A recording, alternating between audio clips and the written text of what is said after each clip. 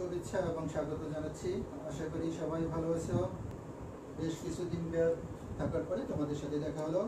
গত ক্লাসে যেটা পড়িয়েছিলাম প্লাজমিডস, তো প্লাজমিডস কি পড়িয়েছিলাম? What is plasmids, classification of plasmids, detection of plasmids, plasmid mapping ইত্যাদি এগুলো পড়িয়েছিলাম। আজকে তোমাদের যেটা পড়াবো isolation and purification of plasmids. Isolation and purification of plasmids, প্লাজমিডের পৃথকীকরণ এবং বিশুদ্ধকরণ পদ্ধতি কিভাবে করা হয় সেটা। তো সেটা একটু দেখি আমরা।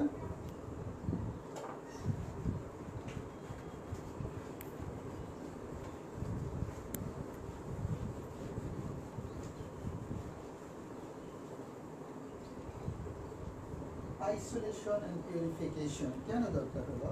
কারণ প্লাজমিডস বিভিন্ন কোষের ভিতর বিভিন্ন পদার্থের সাথে মিশ্রিত অবস্থায় থাকে এবং এক্সট্রা ক্রোমোজোমাল বলা হয়েছে এটা, আর কখনো কখনো ক্রোমোজোমের সাথে সংযুক্ত অবস্থায় থাকতে পারে।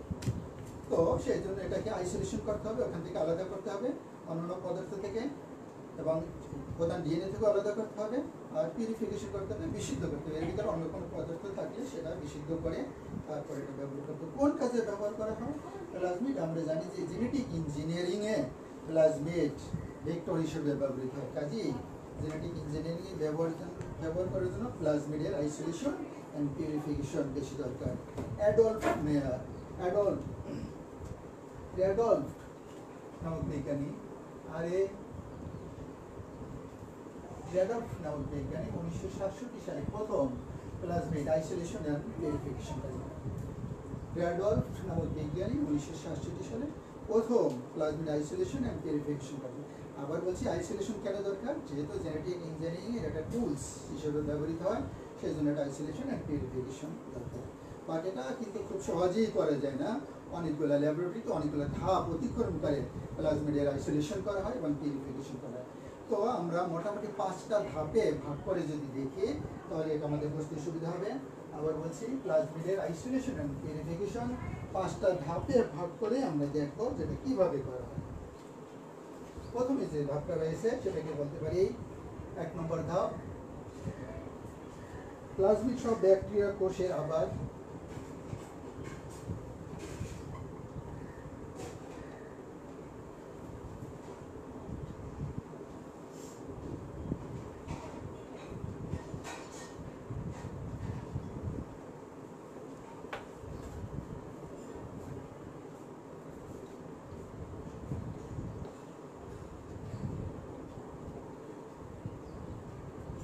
প্লাজমিড সহ ব্যাকটেরিয়া কোষের আবার 1 নম্বর ধাপ। 2 নম্বর ধাপে হলো কোষকে ভেঙে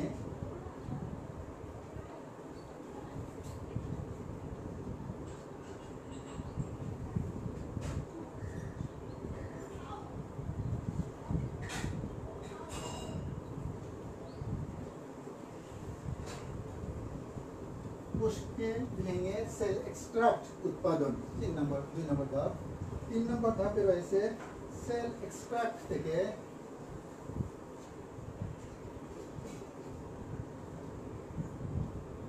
ডিএনএ পৃথকীকরণ বা ডিএনএ আইসোলেশন, সেল এক্সট্রাক্ট থেকে ডিএনএ আইসোলেশন। 4 নম্বর ধাপে হলো ডিএনএ এর ঘনত্ব বৃদ্ধিকরণ,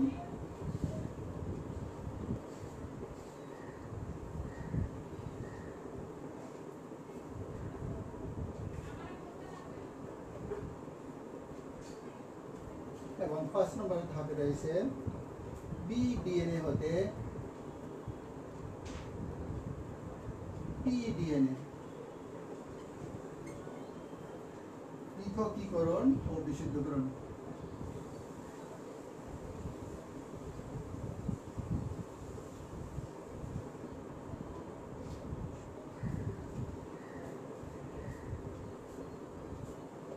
এই 5টা ধাপে ভাগ করে যদি আমরা দেখাই তাহলে আমরা বুঝতে পারবো কিভাবে প্লাজমিড আইসোলেশন অ্যান্ড পিউরিফিকেশন করা হয়। আবার বলছি, প্লাজমিড সহ ব্যাকটেরিয়া কোষের আবাদ, যে ব্যাকটেরিয়া কোষে প্লাজমিড আছে সেই ব্যাকটেরিয়া কোষে আবাদ করে প্লাজমিডের সংখ্যা বাড়ানো, আর কি প্লাজমিড যাতে বাড়ে সেই ব্যাপারটা।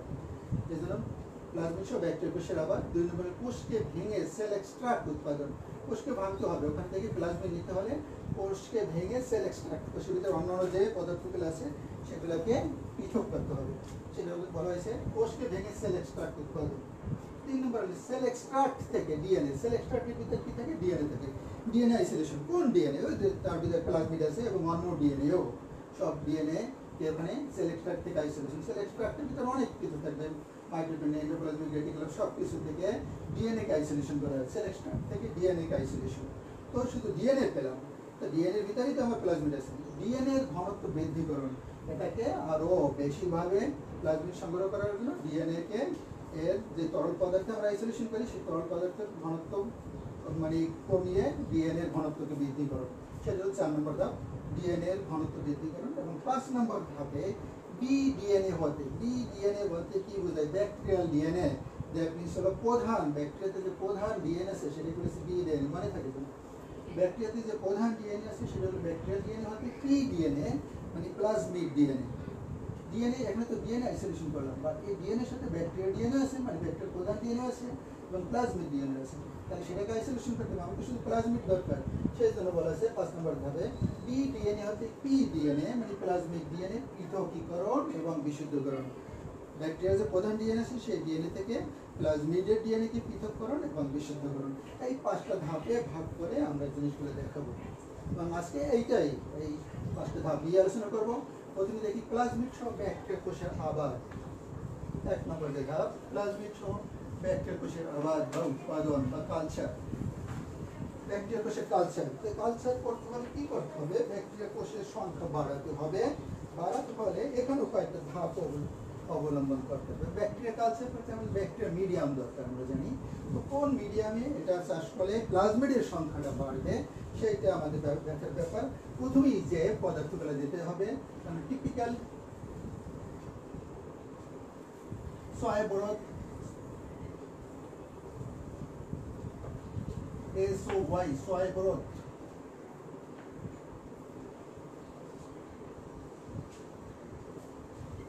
টিপিক্যাল সয়াবরত দিতে হবে।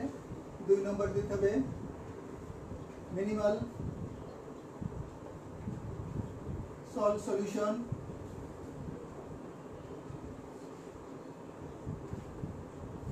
Minimal salt solution.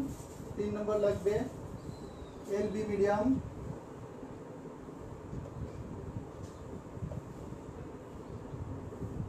Liquid broth medium বলে LB মিডিয়াম। এবং এরপর শেষে দিতে হবে সিতে দিতে হবে ক্যাসামিনো অ্যাসিড দিতে হবে।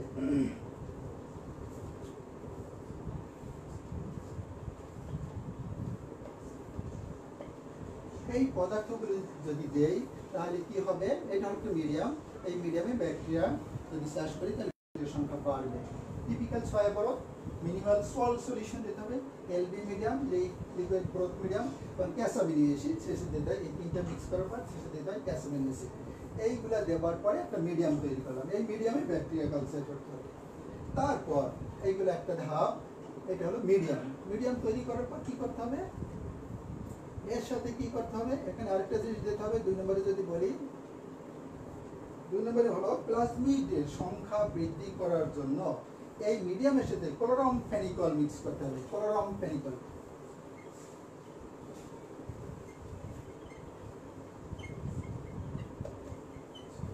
ক্লোরাম ফেনিকল এই মিডিয়াম যা তৈরি করলাম, এই মিডিয়ামের সাথে আমি প্লাজমিডের সংখ্যা বাড়াবো, ব্যাকটেরিয়ার প্রধান ডিএনএ সংখ্যা বাড়াবো না, প্লাজমিডের সংখ্যা বাড়াবো। প্লাজমিডের সংখ্যা বাড়াতে হলে এই মিডিয়ামের সাথে কি করতে হবে? ক্লোরাম ফেনিকল, মনে থাকে যেন মাইক্রোগ্রাম, এত মাইক্রোগ্রাম পার মিলিলিটার, এটা দিতে হবে পার মিলিলিটার। অর্থাৎ এই মিডিয়ামে কতটা দিতে হবে?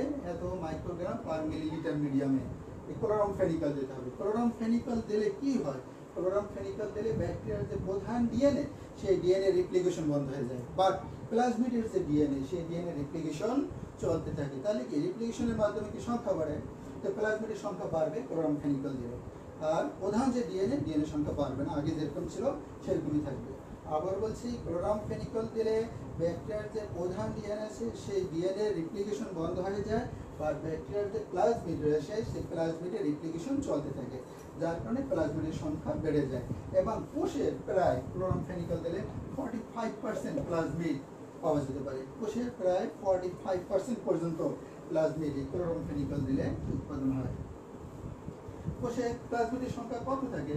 5% ম্যাক্সিমাম এরকম থাকে সাধারণত, বাট যখন ক্লোরোমফেনিকল দেব এর পরিমাণ এত পরিমাণ বেড়ে যাবে। তারপর এর সাথে আরেকটা জিনিস করতে হয়, এর সাথে কি করতে হবে? সেন্ট্রিফিউগেশন করতে হবে।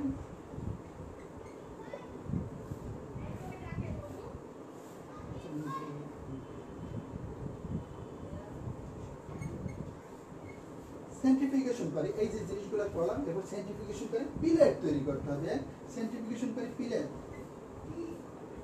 সেন্ট্রিফিউগেশন করে জিনিসগুলো মিক্স করার পর সেন্ট্রিফিউগেশন করে পিলেট তৈরি করব। পিলেট তৈরি করব যেখানে পিলেট তৈরি, পিলেট কথার অর্থ হলো যেখানে মানে তরল পদার্থের পরিমাণ বেশি থাকবে, তরলের পরিমাণ কম থাকবে। এই যে মিডিয়ামগুলো, ক্লোরোমফেনিকল, এগুলো সেই পদার্থগুলো কম থাকবে। কি থাকবে? পিলেট থাকবে। কিসের পিলেট? ব্যাকটেরিয়ার ডিএনএ পিলেট, মানে এর এই ক্ষুদ্র অংশ। পিলেট মানে কি? ক্ষুদ্র অংশ, ডিএনএর অংশ বিশেষ সেখানে থাকবে। সেটা কি করবো? সেন্ট্রিফিউগেশন। সেন্ট্রিফিউগেশন মানে কি? একটা যন্ত্র নিয়ে তাকে ঘুরাতে হয়, প্রচন্ড বেগে ঘুরাতে হয়। ঘুরাতে হলে যে ভারী যে অংশগুলো, ডিএনএটা ভারী আর কি, সেই ডিএনএ ভারী অংশটা নিচের দিকে পড়ে থাকে, ওইটাকে বলা হয় পিলেট। পিলেট তৈরি করতে হবে। এই হলো প্লাজমিড সহ ব্যাকটেরিয়া কোষের আবাদ, এইভাবে করতে হবে। আবার বলছি, আবাদ মিডিয়াম হলো টিপিক্যাল ফাইবার দিতে হবে, মিনিমাল সল্ট সলিউশন দিতে হবে, এলবি মিডিয়াম দিতে হবে, আবার গ্যাস অ্যামিনো অ্যাসিড দিতে হবে। তারপর প্লাজমিডের সংখ্যা বাড়ানোর জন্য ক্লোরোমফেনিকল দিতে হবে, মাইক্রোগ্রাম পার মিলিলিটার দিতে হবে, এবং শেষে সেন্ট্রিফিউগেশন করতে হবে। দ্যাট ইজ প্লাজমিড সহ ব্যাকটেরিয়া কোষের আবাদ, প্রথম ধাপ। 5টা ধাপের প্রথম ধাপ।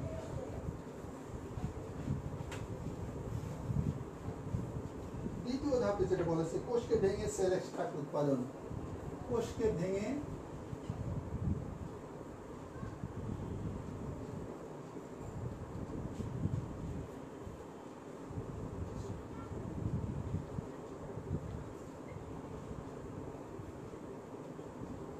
সেল এক্সট্রাক্ট উৎপাদন, কোষকে ভাঙবো এবং শেষে সেল এক্সট্রাক্ট উৎপাদন করবো। তো সেটা কিভাবে? আমরা যদি একটা ছবির মাধ্যমে দেখাই, মনে করেন একটা ব্যাকটেরিয়া রয়েছে, এখানে প্লাজমিড ডিএনএ আছে, তারপর ব্যাকটেরিয়ার প্রধান ডিএনএ আছে, প্রোটিন আছে, ইত্যাদি ইত্যাদি আছে। মনে করেন এগুলো প্রোটিন, এগুলো ডিএনএ, এগুলো ডিএনএ, এরকম হলো একটা কোষ। আরো অন্যান্য অংশগুলো আছে, এন্ডোপ্লাজমিক রেটিকুলাম, কোষে যা আছে সবগুলো ভিতরে আছে। একটা সেল নেওয়া হলো, সেলকে কি করতে হবে? প্রথমেই এই সেলের ভিতরে যদি ইডিটিএ একটা মিডিয়াম দিতে হয়, ইডিটিএ প্লাস এর সাথে দিতে হয় lysosome, lysosome enzyme, EDTA, ethylene diamide tetraacetate. EDTA full মিনিংটা দেখো, ইডিটিএ, ইথিলিন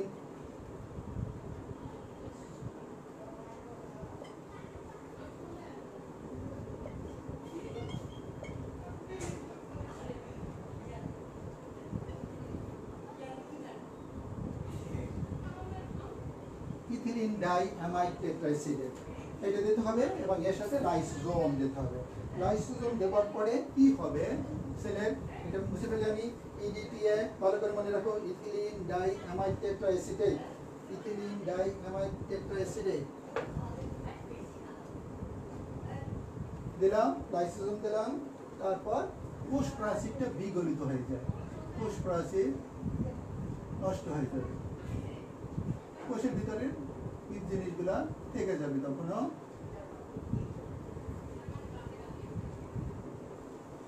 প্রোটিন, ডিএনএ ইত্যাদি ইত্যাদি এগুলো থাকবে, কোষ প্রাচীরটা নষ্ট হয়ে যায় কি।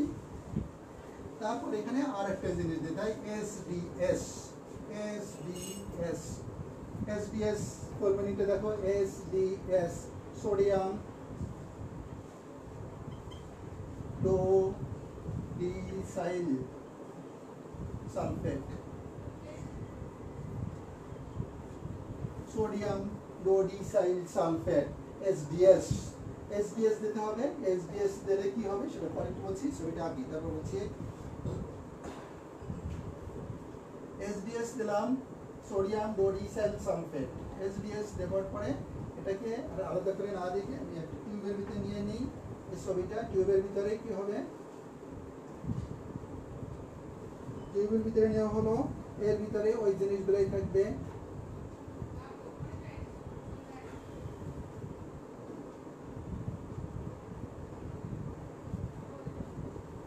সোডিয়াম রোডাইসাল সালফেটের পরে এর কোষের ভিতরে অন্যান্য যে অংশগুলো রয়েছে ডিএনএ ছাড়া, প্রোটিন ছাড়া, সেই ডিএনএ, প্রোটিন এবং আরএনএ ছাড়া সব অংশগুলো নষ্ট হয়ে যাবে।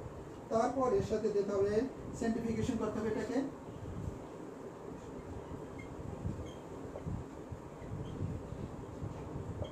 করতে হবে with sodium chloride, 1 mole sodium chloride দ্বারা সেন্ট্রিফিউজ করতে হবে। সেন্ট্রিফিউজ করার পরে কি পাবো আমরা, যেটা আমরা পাবো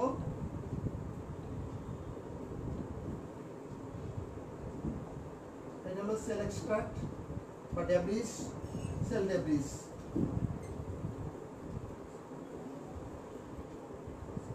সেল ডেব্রিস পাবো, তারপর উপর দিকে পাবো প্রোটিন,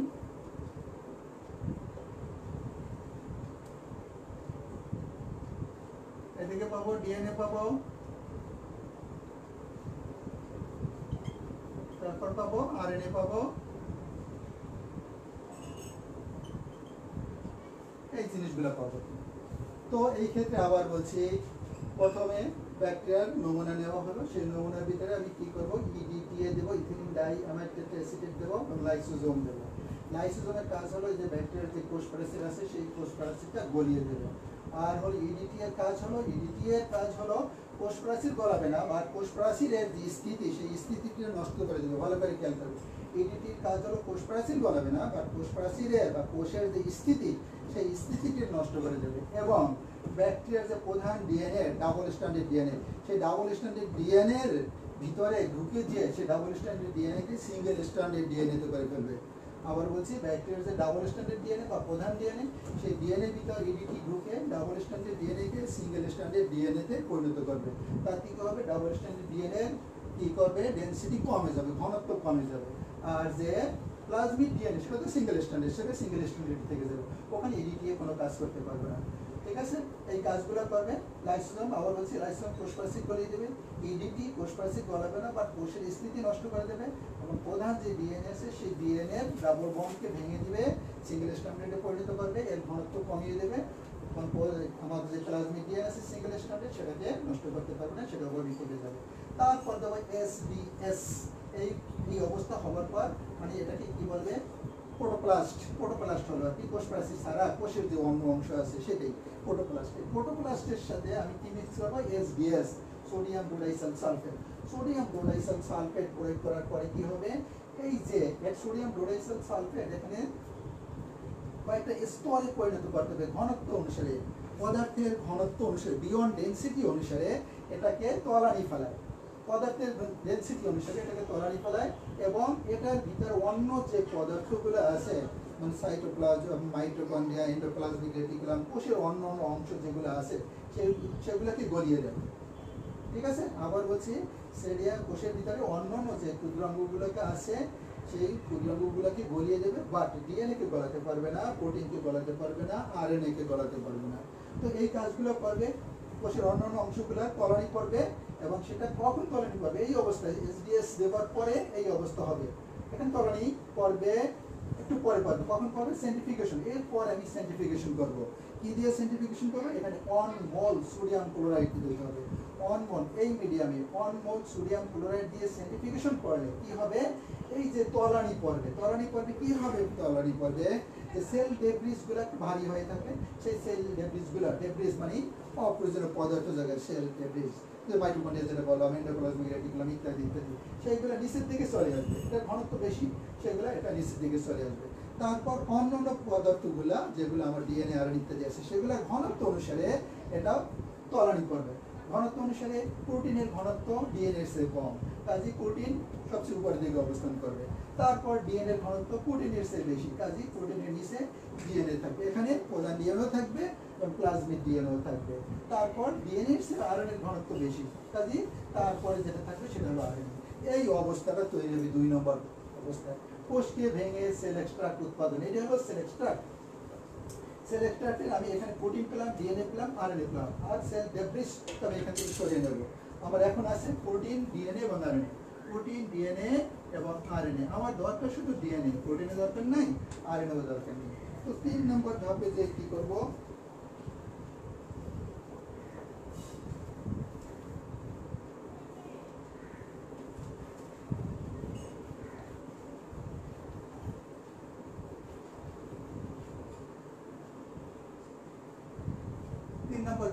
সেল এক্সট্রাক্ট থেকে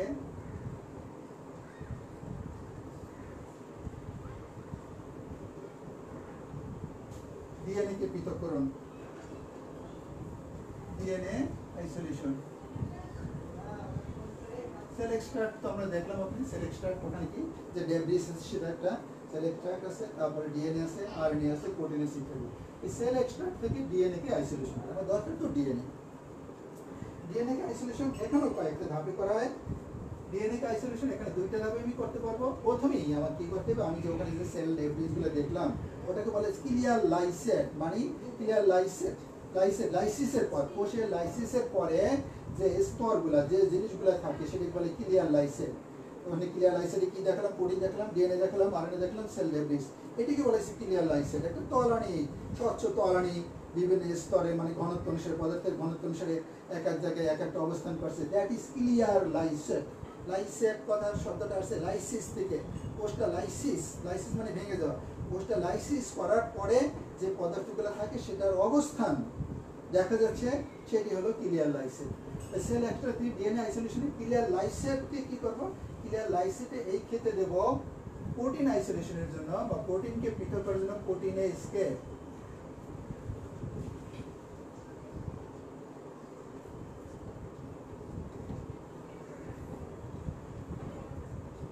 প্রোটিনেজকে এবং রাইবোনিউক্লিয়াস।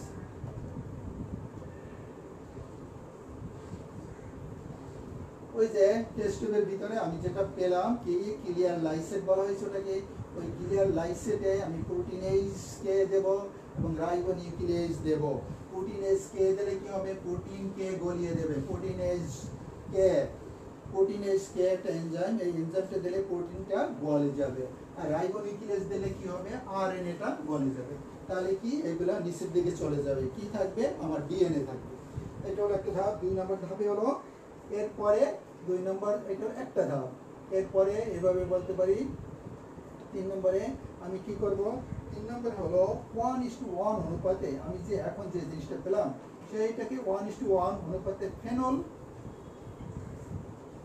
এন্ড ক্লোরোফর্ম দেব।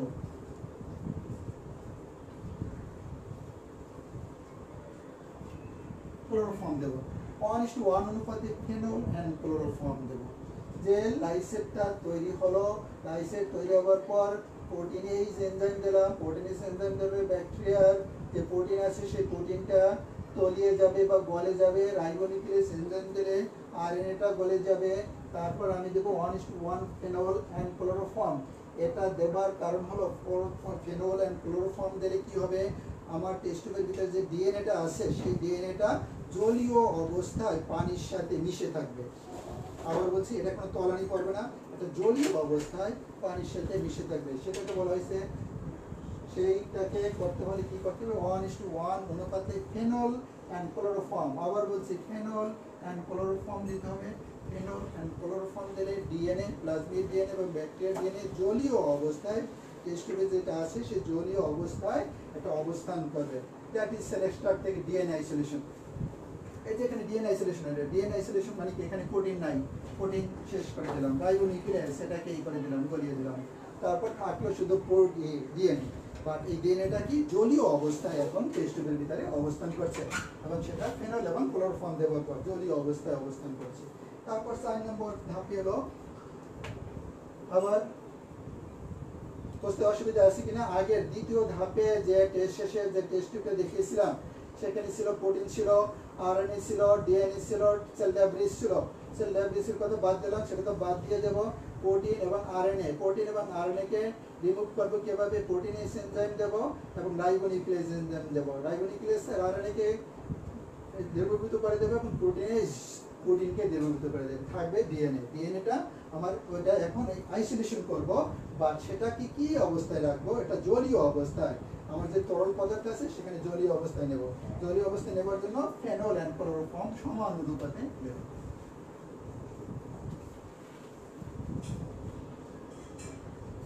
4 নম্বর ধাপে ডিএনএর ঘনত্ব বৃদ্ধিকরণ।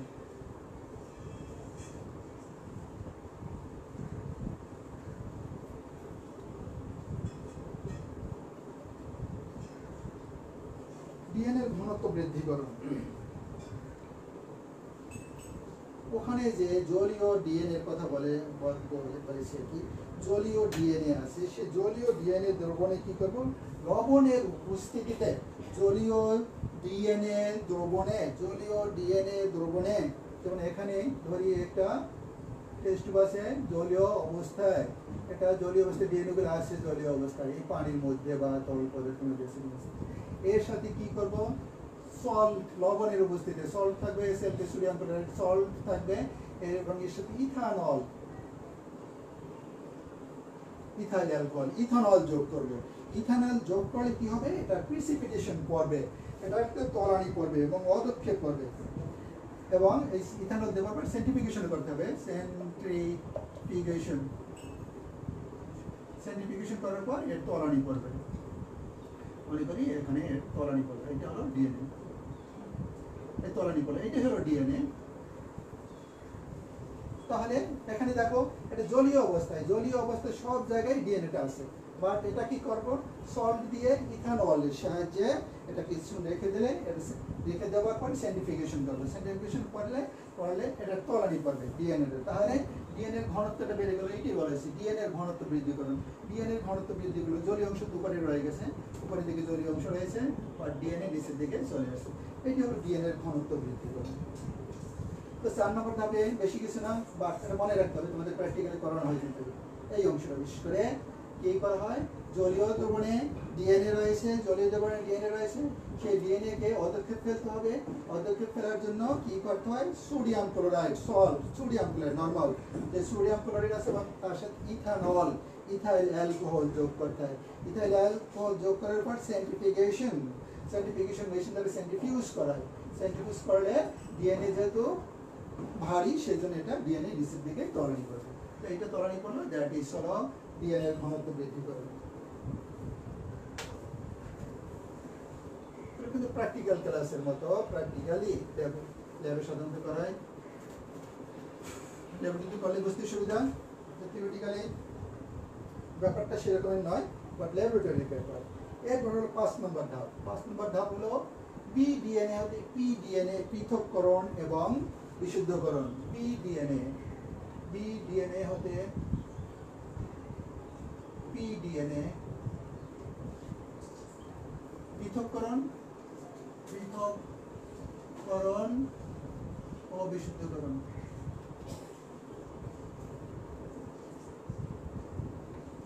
বিডিএনএ আগে বলেছি, হোয়াট ইজ বিডিএনএ, ব্যাকটেরিয়াল ডিএনএ, মানে ব্যাকটেরিয়ার যে প্রধান ডিএনএ আছে সেই ডিএনএ কে বলে বিডিএনএ, মনে থাকে যেন পিডিএনএ, প্লাজমিড ডিএনএ।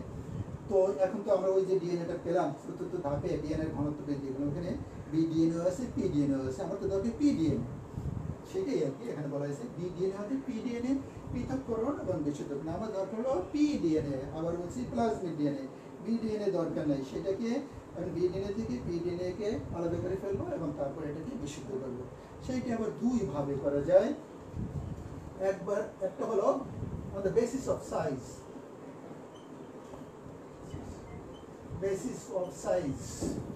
মানে ডিএনএ এর আকার অনুসারে, আর দুই নম্বর on the basis of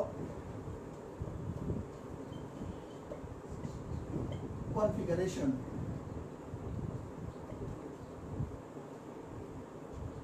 গঠন অনুসারে, আকার অনুসারে, ডিএনএ এর আকার অনুসারে এবং ডিএনএ এর গঠন অনুসারে। এখানে ব্যাপারটা এরকম আসলো কেন, on the basis of size, on the basis of configuration। তাহলে আমার বিডিএনএ এবং পিডিএনএ একটু পার্থক্য বুঝতে হবে।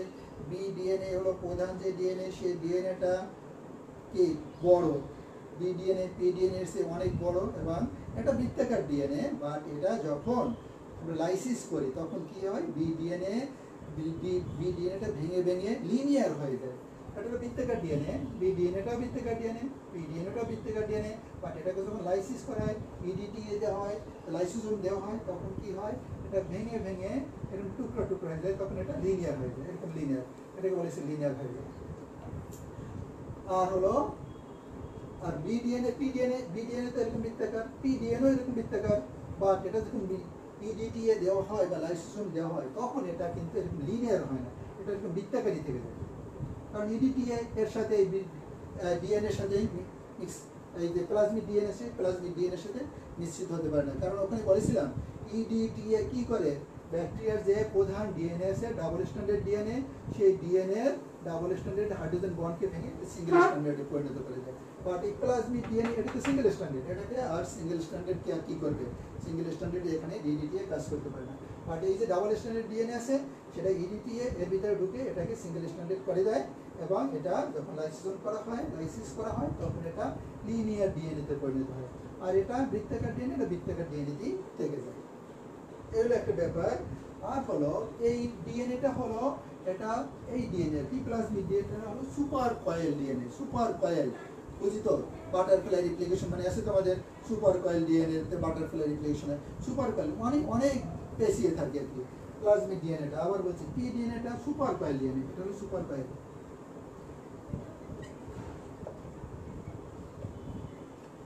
এটা হলো non super coil DNA.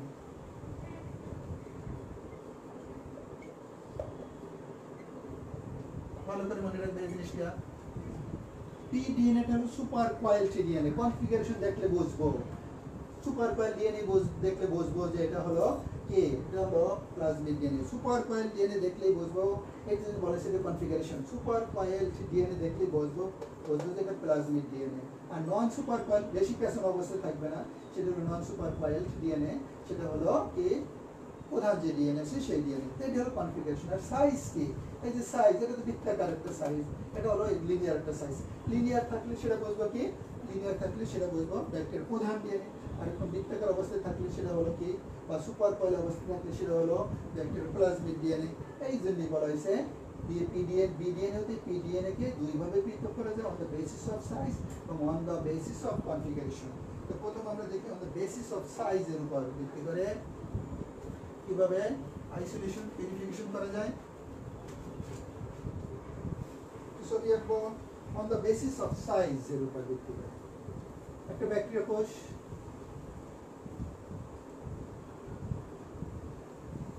E. coli bacteria ধরো, এটা হলো ব্যাকটেরিয়ার প্রধান ডিএনএ, এটা হলো প্লাজমিক,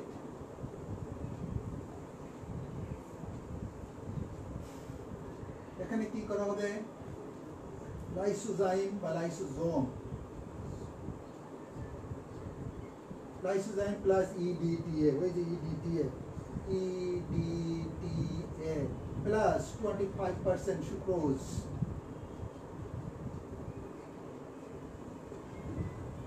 এই জিনিসগুলো দেবো একটা ব্যাকটেরিয়া কোষের ভিতরে, লাইসোজাইম বা লাইসোজোমও বলতে পারো, এনজাইম দেবো, ইডিটিএ দেবো, 25% সুক্রোজ দেবো।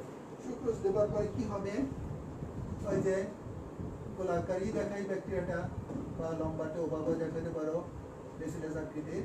তো ব্যাকটেরিয়ার ডিএনএ প্রধান যে ডিএনএটা সেটা এভাবে থেকে যাবে, কোষ প্রাচীরটা নষ্ট হবে, প্লাজমিক ডিএনএটাও থেকে যাবে, এরকম একটা স্পোরোপ্লাস্ট বা প্রোটোপ্লাস্টে পরিণত হবে। এই যে ইডিটিএর যে কাজ, লাইসোজোমের যে কাজ, প্রথম দাবি বলেছিলাম যেটা কি, যে কোষ প্রাচীরটাকে গলিয়ে দেয় লাইসোজোম, কোষ প্রাচীরটাকে গলিয়ে দিয়েছে, তার মানে এটা একটা প্রোটোপ্লাস্টে পরিণত হয়েছে। আর এই যে ডিএনএ প্রধান ডিএনএ এবং যে প্লাজমিক ডিএনএ আছে সেটার কোনো ক্ষতি করতে পারে নাই, সেটা ওই অবস্থায় আছে। বাট ইডিটিএ কি করছে, এই যে প্রধান যে ডিএনএ আছে সেই প্রধান ডিএনএ ডাবল স্ট্যান্ডার্ড ভেঙে সিঙ্গেল স্ট্যান্ডার্ডে পরিণত করেছে। তারপর কি করব, এর সাথে মিক্স করতে হবে ট্রাইটন,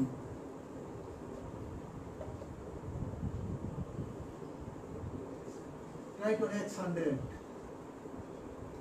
এটা হলো ট্রাইটন X100, নন আয়নিক ডিটারজেন্ট, এটা মনে রাখতে হবে, ট্রাইটন X হাইড্রোজেন নন আয়নিক ডিটারজেন্ট। ডিটারজেন্টের কাজে নেই কোনো কিছু গলিয়ে দেওয়া, ময়লা পরিষ্কার করে, এরকম কি। আবার বলছি এটা হলো detergent but non ionic detergent, এবং এটা হলো ট্রাইটন X100 নাম। ট্রাইটন X100 কোষের লাইসিসের জন্য বি ডিএনএ সহজে ভাঙবে না। এই বছর কোষের লাইসিস হবে বা বি ডিএনএ সহজে ভাঙবে না। তখন এরপর কি হবে, পরবর্তী ধাপে ওখান থেকে হবে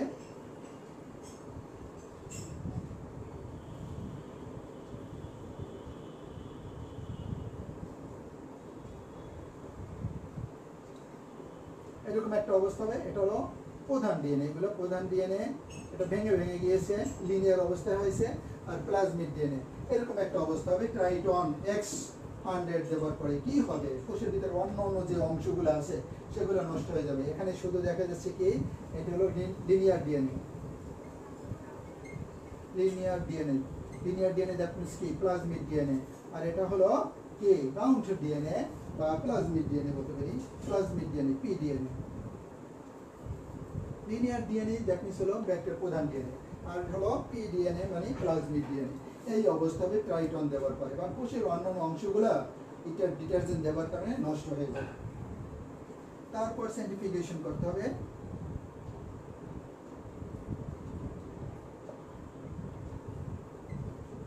সেন্ট্রিফিউগেশন করব, সেন্ট্রিফিউগেশন করার পরে কি হবে, এটা একটা বিকারে নেব, বিকারে নিয়ে সেন্ট্রিফিউজ করতে হয়।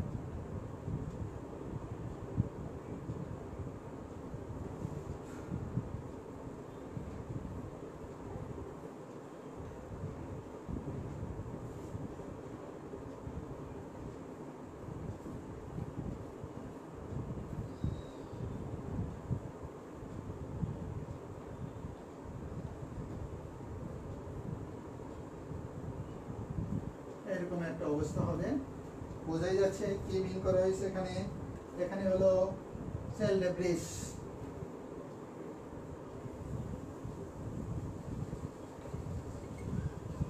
Sell debris. এটা হলো লিনিয়ার ডিএনএ, লিনিয়ার ডিএনএ মানে ব্যাকটেরিয়ার প্রধান যে ডিএনএ সেটা লার্জ ডিএনএ ফ্র্যাগমেন্টও বলতে পারি, লিনিয়ার ডিএনএ ফ্র্যাগমেন্ট বা লার্জ ডিএনএ ফ্র্যাগমেন্ট। আর এটা হলো প্লাজমিড, এটা হলো প্লাজমিড। এরকম একটা অবস্থা হবে। এইটা হলো দ্য বেসিস অফ সাইজের উপর ভিত্তি করে এটাকে এইভাবে আইসোলেশন করা যায়। আবার বলছি প্রথম থেকে ব্যাকটেরিয়ার কোষ প্রধান ডিএনএ এবং প্লাজমিড ডিএনএ আছে, অন্যান্য অংশ তো আছে, এই কোষে সবগুলাই থাকবে। লাইসোজাইম এনজাইম দেবো, ইডিটি দেবো, 25% সুক্রোজ দেবো। সুক্রোজ দেওয়ার পরে লাইসোজাইম এনজাইমের কাজ হলো এই কোষ প্রাচীরটাকে গলিয়ে দেবে, সেটা ঠিক আছে, এবং কোষের স্থিতি মানে কোষ প্রাচীরকে গলিয়ে দেবে, এটি হলো প্রধান কাজ। ইডিটির কাজ হলো কোষ প্রাচীর তো গলাবে না, সে কোষের স্থিতি নষ্ট করে দেবে এবং এই ডিএনএ এর গঠনকে ধরে রাখবে। এই জিনিসটা মনে রাখতে হবে, ডিএনএ এর গঠনটাকে ধরে রাখবে কিন্তু ইডিটিএ, বাট প্রধান যে ডিএনএ আছে সেই ডিএনএকে সিঙ্গেল স্ট্যান্ডার্ড ডিএনএ তে পরিণত করবে। ইডিটি এর কাজ আবার বলছি ডিএনএ এর গঠনকে নষ্ট করবে না, বাট অন্যান্য অঙ্গ যেগুলো আছে সেগুলোর স্থিতি নষ্ট করে দেবে এবং single standard DNA double standard DNA কে সিঙ্গেল স্ট্যান্ডার্ড ডিএনএ তে পরিণত করবে, আর প্লাজমিড ডিএনএ কোনো ক্ষতি করতে পারবে না। সুক্রোজের কাজ হলো কি, সুক্রোজের কাজ হলো ওই রকমের আর কি অন্যান্য অংশগুলোকে গলিয়ে দেবে এবং এই গলাতে সাহায্য করবে, ইডিটি দিয়ে গলাতে সাহায্য করবে সুক্রোজ দেবে। তো এরকম একটা স্পোরোপ্লাস্ট ও প্রোটোপ্লাস্ট তৈরি হলো। প্রোটোপ্লাস্ট তৈরি করার পর এখানে কি করব, ট্রাইটন X100 কি দেবো, ডিটারজেন্ট। এটা হলো একটা নন আয়নিক, আয়ন থাকবে না, নন আয়নিক ডিটারজেন্ট। নন আয়নিক ডিটারজেন্ট দিলে কি হবে, এরকম একটা কন্ডিশন হবে, এখানে সব কিছু গলে যাবে এক্সেপ্ট প্লাজমিড ডিএনএ এবং ব্যাকটেরিয়াল ডিএনএ প্রধান যেগুলো। বাট ব্যাকটেরিয়াল ডিএনএ যে বৃত্তাকার যে ব্যাকটেরিয়াল ডিএনএ ছিল সেই ডিএনএটা খন্ড খন্ড হয় লিনিয়ার ডিএনএ, যে বলা হয়েছে লিনিয়ার ডিএনএ। মনে করো এই টেস্টের ভিতরে দেখানো হলো এটা হলো লিনিয়ার ডিএনএ, এটা হলো প্লাজমিড ডিএনএ, আর সেল ডেব্রিস গুলো তো আসি সেগুলো আছে। তো এই অবস্থায় যখন হবে তখন কি হবে, এর সাথে আমি কি করব, এটাকে সেন্ট্রিফিউজ করব। এই অবস্থায় এটাকে যদি সেন্ট্রিফিকেশন করি, আর কিছু করবো না, এই অবস্থায় এটাকে যদি সেন্ট্রিফিউজ করি তাহলে পদার্থের ঘনত্ব অনুসারে এটা তলানি পড়বে। পদার্থ মানে কি, এটি ডিএনএ, আরএনএ, ডেব্রিস ইত্যাদি পদার্থের, এটা বলে সেল বিয়ন্ড ডেনসিটি বা cell elements buoyant density. Buoyant মানে প্লাবতা কতটুকু বেশি থাকার ক্ষমতা আছে কোন পদার্থে, সেটি করে বিয়ন্ড ডেনসিটি। সেই বিয়ন্ড ডেনসিটি অনুসারে এখানে তলানি পড়বে। তলানি পড়লে সেল ডেব্রিস যেটা আছে, সেল ডেব্রিসটা হলো সবচেয়ে ভারী, সেটা নিচের দিকে এখানে জমা হবে সেল ডেব্রিসটা। তারপর হলো লার্জ ডিএনএ ফ্র্যাগমেন্ট। এই যে লার্জ ডিএনএ ফ্র্যাগমেন্ট, এগুলো সংখ্যা বেশি এবং এর লম্বা এটা যে বেশি ছোট হয় না যায় সেটাও ইডিটি লক্ষ্য করেন কি অংশে অংশে ভাগ করে দেয় বাট বেশি ক্ষুদ্র হয়ে যাবে না বেশি ক্ষুদ্র হয়ে গেলে সেটা সেল লেভিসের সাথে চলে যাবে বেশি ক্ষুদ্র হবে না কিন্তু ভেঙে ভেঙে যাবে বাট এর ঘনত্ব বা প্লাবতা হবে এই যে প্লাজমিড ডিএনএ আছে তার চেয়ে বেশি কাজে এটা নিচের দিকে অবস্থান করে আর প্লাজমিডের ঘনত্ব তার চেয়ে কম কাজে এটা সবার চেয়ে উপরে অবস্থান করবে দ্যাট ইজ আকারের উপর তো এখান থেকে আমরা প্লাজমিডকে আইসোলেশন করতে পারি আবার ব্যাকটেরিয়াল ডিএনএ কে আইসোলেশন করতে পারি এটি হলো দ্য বেসিস অফ সাইজ সাইজের উপর ভিত্তি করে এইভাবে আমরা ওটাকে আইসোলেশন করতে পারি দুই নম্বর হলো on the basis of configuration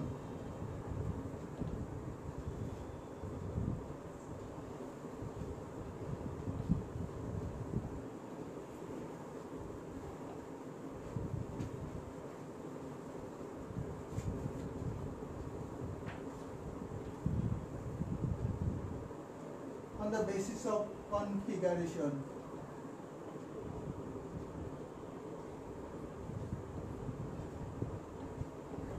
গঠনের উপর ভিত্তি করে এটা আবার দুই ভাবে করা যায় এক নম্বর হলো অ্যালকালাইন ডিন্যাচারেশন এটাকে দুই ভাবে করা যায় alkaline ডিন্যাচারেশন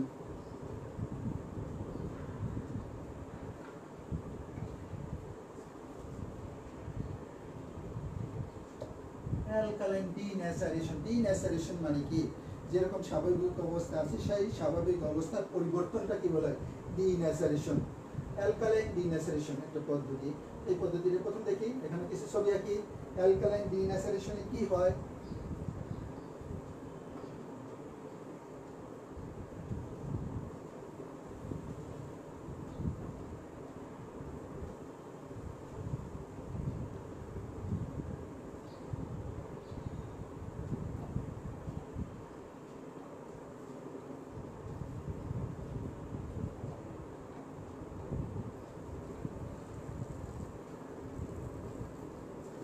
linear DNA supercoiled DNA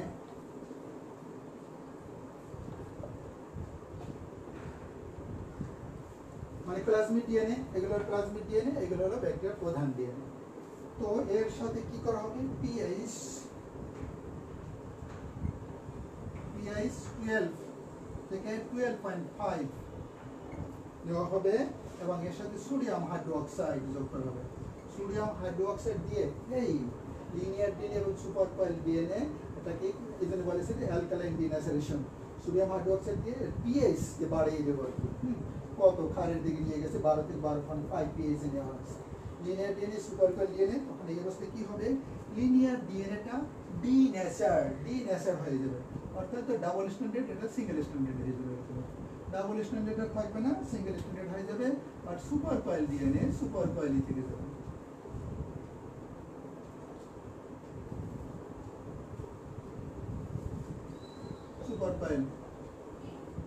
super coil DNA আর এটা হলো লিনিয়ার ডিএনএ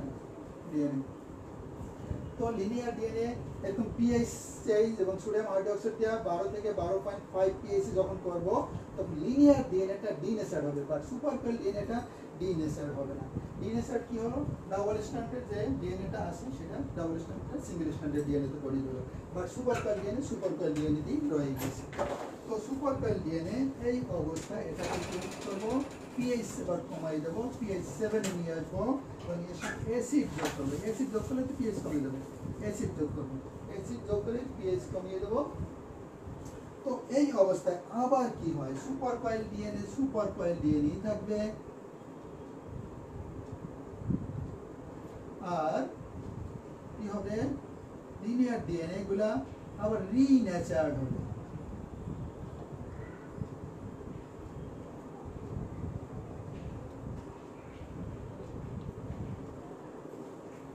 এটা হলো লিনিয়ার ডিএনএ গুলা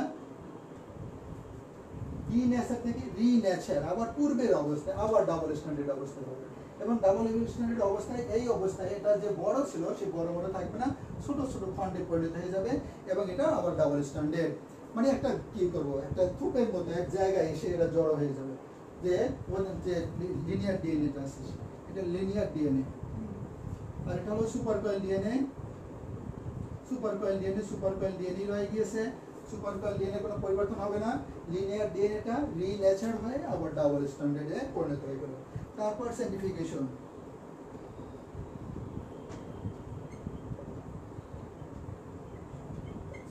করা হবে। সেন্ট্রিফিউগেশন করলে কি হবে,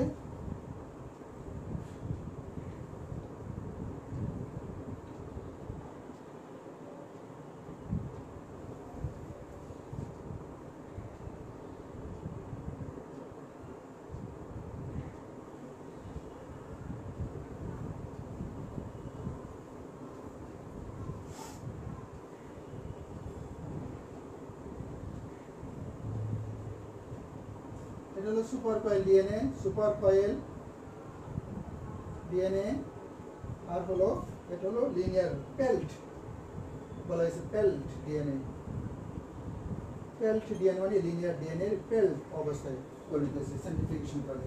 কারণ এটার ঘনত্ব বেশি, লিনিয়ার ডিএনএটা আবার রিনেচার্ড হয়ে যাওয়ার কারণে এর একত্র হয়ে গেছে, এর ঘনত্ব বেড়ে গিয়েছে।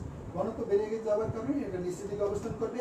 আর সুপার কয়েল ডিএনএ আগের মতো অবস্থায় রয়েছে, এটার ঘনত্ব এর চেয়ে কম, এর জন্য এটা উপরের দিকে অবস্থান করে। তাহলে স্পষ্ট এখানে বোঝা যাচ্ছে প্লাজমিড ডিএনএ এবং লিনিয়ার ডিএনএ পরস্পর আলাদা হয়ে গেল। তো এখান থেকে সুপার কয়েল ডিএনএ কে আমরা আলাদা করে নিয়ে যেতে পারি এবং এটা আইসোলেশন করতে পারি এখান থেকে। এটাই বলা হয়েছে অ্যালকালাইন ডিন্যাচারেশন। অ্যালকালাইন ডিন্যাচারেশনের মূল কথা হলো ডিএনএ দুই ধরনের ডিএনএ থাকবে। দুই ধরনের ডিএনএ আমি কি করব, সোডিয়াম হাইড্রোক্সাইড দেব এবং পিএইচ বাড়িয়ে দেবো, 12 থেকে 12.5 পিএইচ নিয়ে যাব। 12.5 পিএইচ কি হয়, এটা ডিনেচার হয়ে যায় লিনিয়ার ডিএনএ। ডাবল স্ট্যান্ডার্ড ডিএনএটা সিঙ্গেল স্ট্যান্ডার্ড ডিএনএ হয়ে যায়। But super coil DNA super কয়েলই থাকে, এটা তো সিঙ্গেল স্ট্যান্ডার্ড বাট প্যাসন অবস্থায় থাকে, এটা প্যাস হলেও না, যেরকম থাকে সেরকমই থাকে। তারপর এটা অ্যাসিড দিয়ে আবার পিএইচটা কমাবো, অ্যাসিড দিলে পিএইচ কমবে, অ্যাসিড দিয়ে পিএইচ কমানোর ফলে কি হবে, এই যে ডিনেচার্ড ডিএনএ আবার রিনেচার্ড হবে, অর্থাৎ এটা আবার ডাবল স্ট্যান্ডার্ড হয়ে যাবে, এর ভারী বা ঘনত্ব বেড়ে যাবে। ঘনত্ব বেড়ে গেলে নিচের দিকে অবস্থান করবে, বা সুপার কয়েল ডিএনএ এর কিছু পরিবর্তন হবে না, সেটা সেরকমই থেকে যাবে। এরপর এটাকে যখন সেন্ট্রিফিউগেশন করবো, সেন্ট্রিফিউগেশন করার পর কি হবে, কি এটার ঘনত্ব কম সুপার কয়েল ডিএনএ, সেই সুপার কয়েল ডিএনএ উপরের দিকে অবস্থান করবে, পেল্ট ডিএনএ বা লিনিয়ার ডিএনএ নিচের দিকে অবস্থান করবে। এটি হলো alkaline ডিন্যাচারেশন।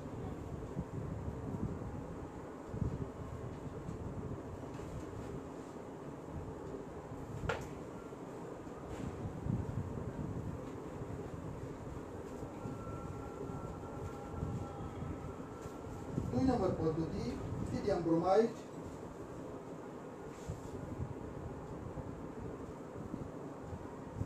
on the basis of configuration এর 2 নম্বর পদ্ধতি।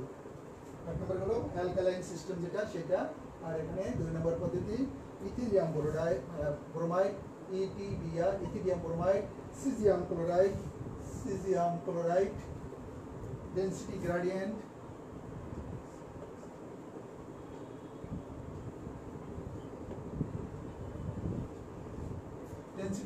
সেন্ট্রিফিউগেশন।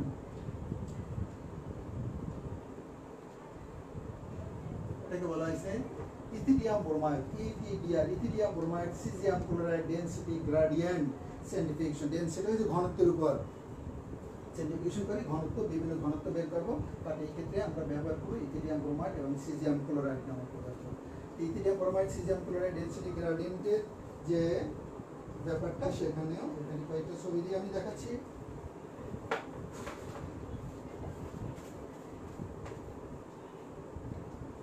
প্রথমে মিক্স উইথ ফেনল, একটা টেস্ট টিউবে একটা বিকারে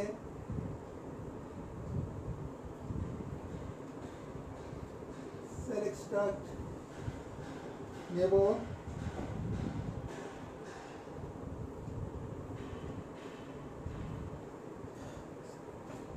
সেল এক্সট্রাক্ট এখানে সবকিছু আছে, cell extract mix with phenol,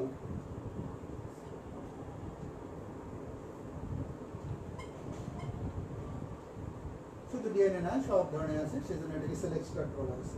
sell extract নেবার পরে মিক্স উইথ ফেনল নেবার পরে এখানে কি করব, ইথিলিয়াম ব্রোমাইড সেন্ট্রিফিউগেশন করব উইথ সেন্ট্রিফিউগেশন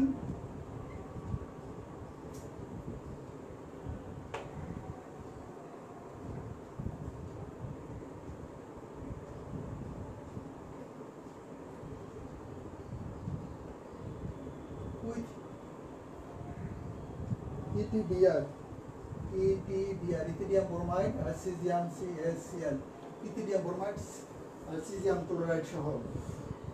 আবার বলছি, একটা বিকারে সেল এক্সট্রাক্ট নিলাম এবং এর সাথে ফেনল মিক্স করা হলো। ফেনল মিক্স করার পর এখানে দেব ethidium bromide, caesium chloride. Caesium chloride দেওয়ার পরে কি হবে, এর তলানি করবে, সেন্ট্রিফিউগেশন, এটা দেওয়ার পরে সেন্ট্রিফিউগেশন করবে, সেন্ট্রিফিউগেশন করার পরে তলানি করবে।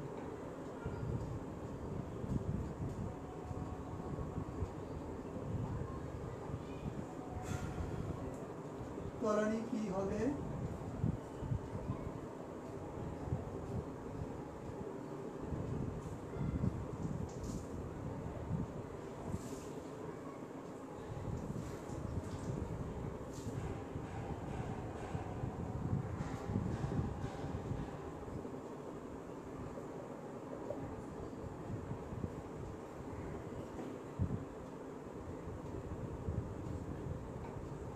এরকম একটা অবস্থা হবে। উপরের দিকে থাকবে প্রোটিন,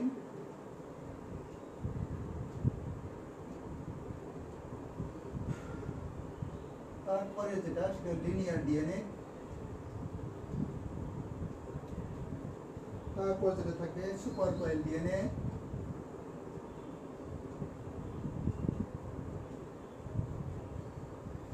তারপর হলো আরএনএ। এরকম একটা কন্ডিশন পাবো। সেন্ট্রিফিউগেশন করব কি দিয়ে, ইথিডিয়াম ব্রোমাইড এবং caesium chloride.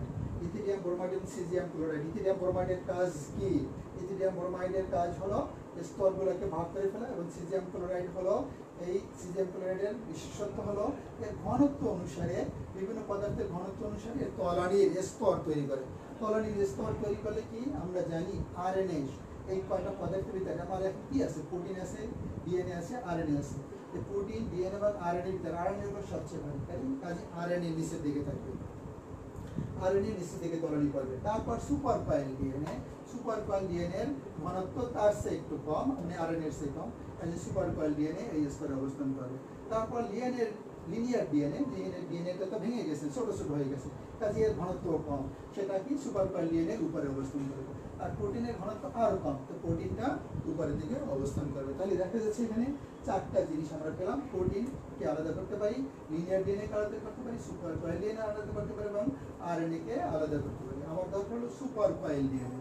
Super coil DNA, এখন এই অবস্থায় আমি কি করতে পারি, সুপার কয়েল ডিএনএ কে এখানে ইউভি লাইট প্রয়োগ করে, ইউভি লাইট প্রয়োগ করে আমি দেখবো যে super coil DNA, UV light প্রয়োগ করে দেখবো সুপার কয়েল ডিএনএ কোথায় আছে। তো সুপার কয়েল ডিএনএ আমি যদি দেখি এখানে আছে, তখন কি করবে, এটা সিরিঞ্জের সাহায্যে সিরিঞ্জ বা ইনজেকশনের সাহায্যে এই সুপার কয়েল ডিএনএটাকে ওখান থেকে নিয়ে আসবো। অন্যগুলো তো আমার দরকার নেই, আমার দরকার নেই। এই অবস্থায় আমি সিরিঞ্জের সাহায্যে সুপার কয়েল ডিএনএটাকে ওখান থেকে আলাদা করে নিয়ে আসবো। তো সিরিঞ্জের সাহায্যে সুপার কয়েল ডিএনএটাকে আলাদা করে নিয়ে আসার পর আরও কিছু কাজ বাকি আছে, এর সাথে কিছু দূষিত পদার্থ মিশ্রিত অবস্থায় আছে, সেটাকে কি করবো,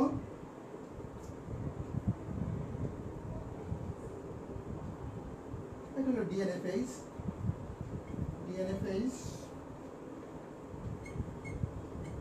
আর এটা হলো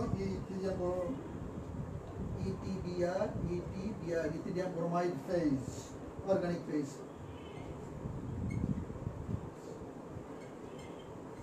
আলাদা করার পরে কি করব, ডিএনএ ফেজ, কোন ডিএনএ ফেজ, এই যে সুপার কয়েল ডিএনএ ফেজ। এই সুপার কয়েল ডিএনএ যে সিরিজের সাথে আলাদা করলাম, এর সাথে কিছু ইথিডিয়াম ব্রোমাইড থেকে যাবে, ঠিক আছে। এই যে টেস্ট নেওয়া হলো, এখানে কি থাকবে, দুইটা জিনিস থাকবে, একটা হলো সুপার কয়েল ডিএনএ থাকবে, তার সাথে ইথিডিয়াম ব্রোমাইড এবং সিজিয়াম ক্লোরাইডও আছে ভিতরে, এই ডিএনএর সাথে মিশে গিয়েছে কিন্তু ইথিডিয়াম ব্রোমাইড এবং সিজিয়াম ক্লোরাইড। প্রথমে আমি ইথিডিয়াম ব্রোমাইডকে আলাদা করবো, ডিএনএ ফেজ, ডিএনএ নিচের দিকে থাকবে, ইথিডিয়াম ব্রোমাইড উপরের দিকে থাকবে। এটাকে আলাদা করে কিভাবে, এন বিউটানল প্রয়োগ করলে, এন বিউটানল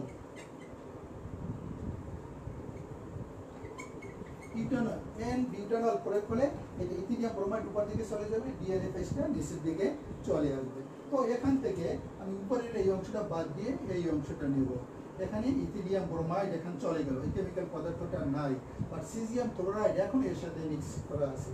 এখন কি করব, এটাকে আবার আমি আলাদা করব, কনিক্যাল ফ্লাক্স নিতে পারি,